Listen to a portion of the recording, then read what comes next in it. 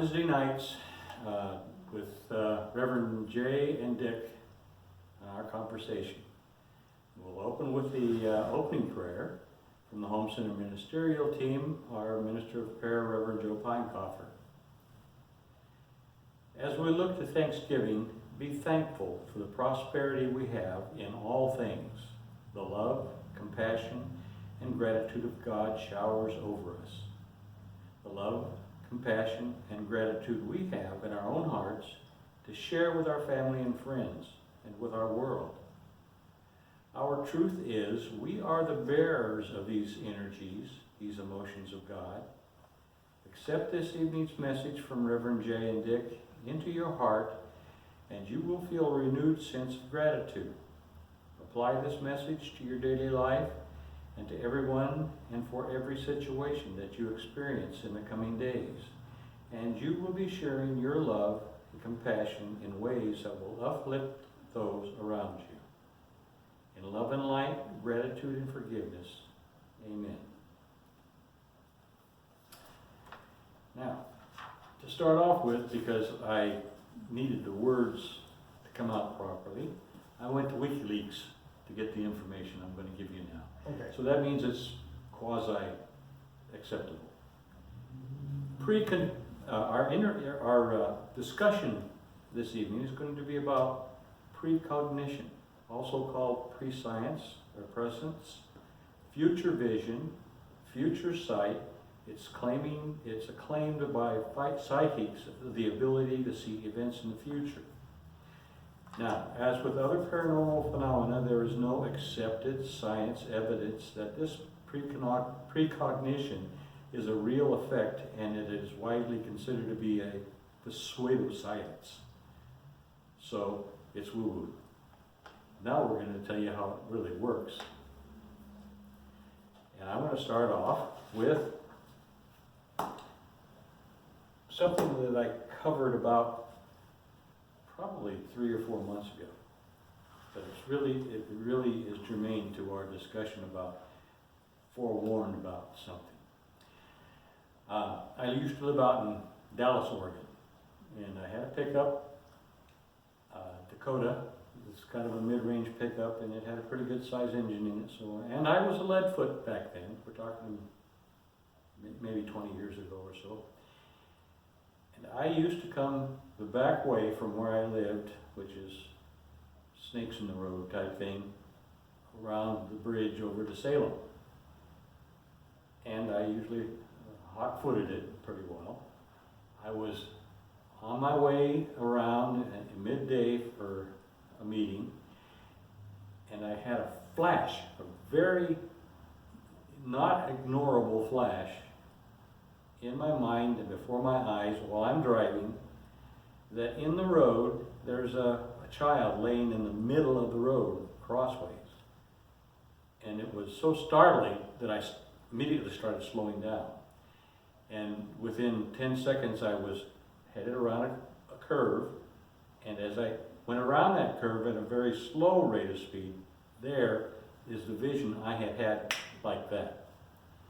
I hit the brakes. The farmer was out fixing his fence and got his granddaughter out of the street. She shouldn't have been anyway. But Spirit was with me that day for sure, and forewarning me. Now, that being said, how do we know, if we don't pay attention to it, that we just got a message about something that's going to happen in the future if, now follow me here, let's say I had a picture of this beforehand and I ran over the child, something very horrible had happened. With that in mind then, I went a different route and I was more attentive to my driving, so it did not happen. Now, can you say that I preconceived that there was going to be an accident and therefore I avoided it? Or is that just hoo-ha because when I avoided it, it never really happened? Now, if I haven't confused you enough, I'm going to turn you over to Reverend Jay. Well, you're not confusing because as a leadfoot driver in my youth years, You haven't and I've changed been in lately? a couple of automobile accidents. And when I started getting into the metaphysical world, I said I wanted to be safe, and I wanted to be, I didn't want to get hurt in any accidents. And I had got into, just as I started into this, I did get in a fender bender, but I didn't get hurt. And I thought, okay, that's half of it, but maybe I'd rather not have an accident. I better beware. If we're gonna play this God game, let's play it for real. So I'm going to take a 20-minute or 20-mile ride up Delaware Avenue in Buffalo, New York, go through Kenmore and then the Tonawondas to visit an aunt. And we can go right up Delaware Avenue, just a straight line. Or we can go the roundabout way, bypass, and get there. It's a little bit longer, but no signal lights. It's just one way around the whole city, the Beltline. And I said to the universe, is it safe? And they said, the only safe one is around. Then I, like you, I really wanted to know, was it really a problem here? So I'm driving up, I'm going to take the shortcut. And while I'm doing it, I'm saying, let me be a witness to what was going to happen, but I don't want anybody to get hurt.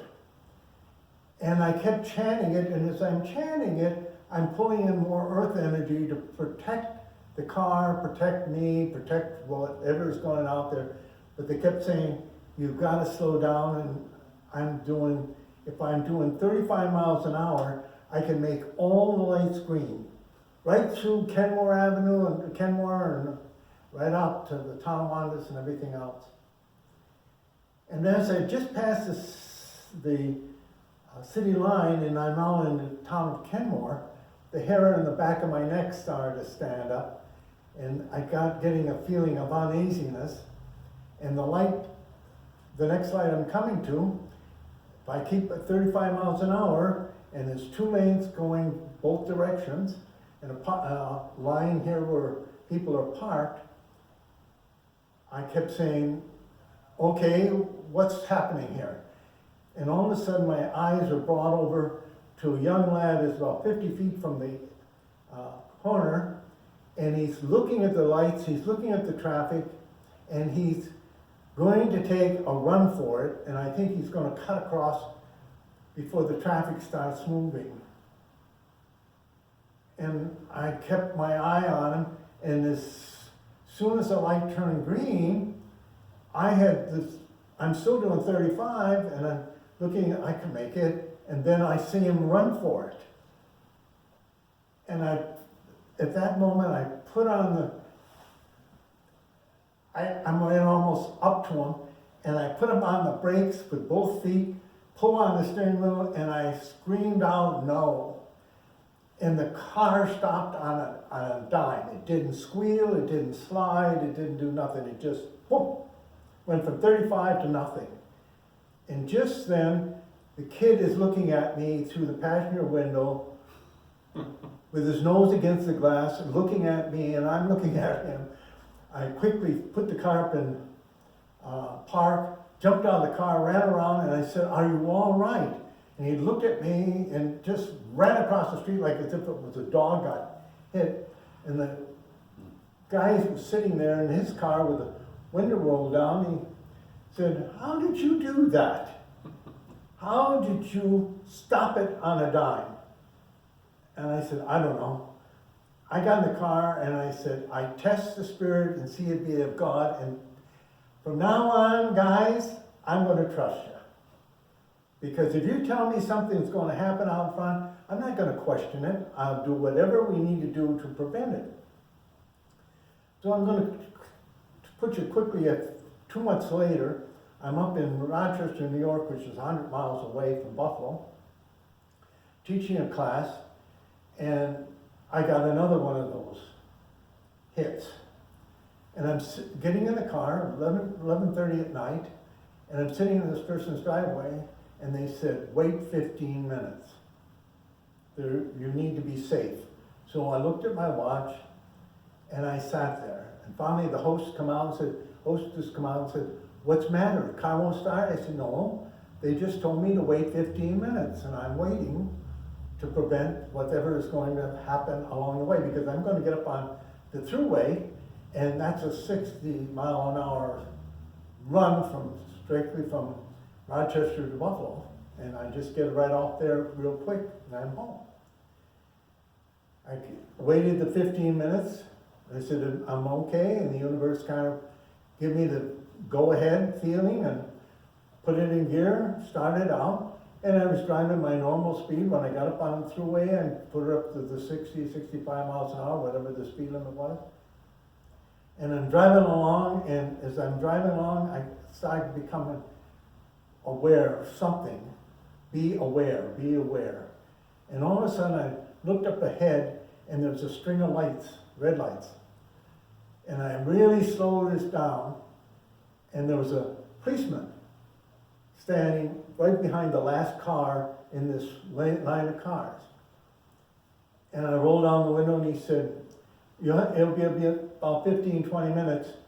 He said, they're repairing the other bridge of it going east, and we're going west, and they're bringing the traffic over into the west lane. And when this truck came over, he took out all the cars around the bridge, and this all took place 15 minutes before. And I said, 15 minutes? Yeah, he took out about 5 cars. I would have been there. Mm-hmm.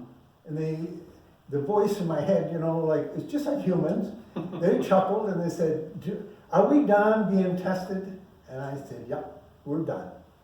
From that time on, if they said there's whatever's out ahead, if it's not from a highest grade good, I consider that like a Christmas present, a birthday gift, or whatever. I'm going to prevent what is out there that I don't need. I don't need that experience. Mm-hmm. So this is where it comes in. If we're going to make agreement with your God power, God's spirit, God's angels, and they start telling you, don't go that way, I won't go, because that's our contract. I don't need that test. And people say, well, how do you know it's going to be true? I said, I tested it once. I don't have to test it only once. When that kid's face looked at me on the glass passenger window, kind of schmucked in, and I'm thinking, if that car would have moved an inch or two, it would have spun him. Who would have known what would happen to him? And everything was answered right there, and I said, there is no doubt. If we're going to play the God game, it's all in or all out. If you want trouble in your basket, all out. If you want to go through life and be a witness to when you do things that are injurious to yourself and others, you can be a witness but not be a part of it. So how do you like that one for a choice? Well, that answered the question we're starting to talk about. Yeah. Sure. If I don't do it, would it really happen? The answer is yes. Uh-huh. And if you don't put the right energy around it, you're going to have problems. Yes. I've been in a situation where I was following something that was going to happen. Let's back up a little bit. I used to live in Alaska for 20 years, which means that I drove in a lot of snow, a lot of icy conditions. You get used to that after a while. Usually in Alaska back in the day, everybody bought 4 studded snow tires for their car, regardless of whether it was a 4-wheel drive, front-wheel drive, or rear wheel. You wanted the suds on all 4 of them, because when you wanted to stop, you wanted to stop. And when you're in the ice, it still takes 30 or 40 feet, but nonetheless, I was headed home one day, and Anchorage, where I lived, is built on hilly type top ground. Excuse me. And so a lot of the roads you got downs and ups, and they didn't try to cut the hills at all, so you come over a hill and it's a 15-degree downgrade to the bottom. And quite often there was another road coming through, and as it would be, this was one of the newer intersections, 4 lanes going north-south, and 4 lanes coming down across it with a stoplight down at the very bottom of the hill. And this is February. And this February, we'd had a willow, which in Alaska is a warm wind. February, you're normally 20 degrees. Usually at that point in time, we had maybe a couple of feet of snow on the ground, so it was compacted and it was icy. They did spray stuff on the streets, but still it was icy. The Willow had just passed through about 2 hours before I was headed home. And that just kind of warmed things up like a flash warm instead of a flash freeze, and then it's gone again. So any crust you had has now become slick, like a sheet of glass. I'm headed home and headed down the hill, about a 15-degree, moving over into the turn lane, and down in front of me by probably 300 yards, there's the little yellow school bus. One of those types that carries about 30, 35 kids, and it was full of kindergartners, first graders. And I'm watching it, I'm staying back, and I'm watching it, and all of a sudden it starts doing the fishtailing. The guy is trying to slow it down, and he's not slowing down. And I see what's going on, the light's red, and the cross traffic is just going like he doesn't exist. And I did one of Jay's things. It was automatic. It wasn't something I learned from me, because this is 40 years ago. I just yelled, "No!" And expletive deleted, that guy just stopped like that. Nobody in front of him, he didn't hit anything, he just stopped. Did not slide out into the intersection where there would have been probably death and mayhem for a lot of little children. So that showed me right then that the power of spirit is available anytime. You call on it with enough force, with enough belief. I didn't have any time for disbelief. It was stop. This had to happen. Stop. And it did. So thank you, Spirit. Yeah, you always got to say thank you. Yes. And it's a gift. When you were talking about, I didn't know that one, but I was sent down to Olean in January, and we have one of those little roller coaster little roads almost into Olean. And I'm driving along and I'm doing, the speed limit is 55, but when you got snow on the ground, 30, 35 is enough, even with studs. And all of a sudden the voice in my head said, "Jay, slow down, speed up a little bit, slow down." And we're going up and down these dips. And all of a sudden a thought of saying, "See protection around you, see protection around you." I'm thinking, okay, I'll practice. And I'm coming down into a ditch, and here comes a car towards me, and it's only a 2-lane highway, and he must be late for something because he's coming really out. He gets to the top of the hill, a little knoll, and he looks down, and there I am, down there in this little ditch, and there he is above me. And all I kept saying is, see the energy, push that car away from me, push that car away from me. He put on the brakes and he started to spin. As he's coming down the hill, I'm watching him. He's spinning, he spins, the tail end comes just in front of me, and he goes around, and goes the back end, just misses the back side of me, the front of it. And on his way. And there was almost like a laughter. He said, "Well, how do you like that one?" I said, "That's too close for comfort." He said, "We didn't know whether he was going to slow down or not, but we could help with the energy of your car and the energy you gave us to kind of just make it possible for him to come in front of you, slide around and miss you and come back behind you." people say, this is a miracle. Well, yes, but it's a miracle that God has given us, saying, if you want to be protected, I'm there for you, because you're my child. I don't want to see you destroyed. I want you to evolve. I want you to find peace in your world, making words flesh, knowing that I'm only a thought away. If you need help, I'm there to give it to you, but it's a concerted effort between the two of us. It's a belief, but it's a reality. It's practicing pulling in energy. It's practice of being, honoring each other. And that's why I think these hunches keep coming up. And it not only in preventing accidents, but why sometimes the lights turn green every time you come up to them and you say thank you. Every time you get a gift, whether it's visible or non-visible, and you say thank you, that's giving energy to that activity of saying, I want to be able to walk through life. And it works in many ways. Healing works faster, and if something does happen to you. Even when I was 19, they said, you're only going to live to be 83. And I thought, that's too far away, I don't care. But as years went on, and astrology and numerology and everything, but nothing is written that can't be changed. So when 83 was coming, I said, I'm not ready to go yet.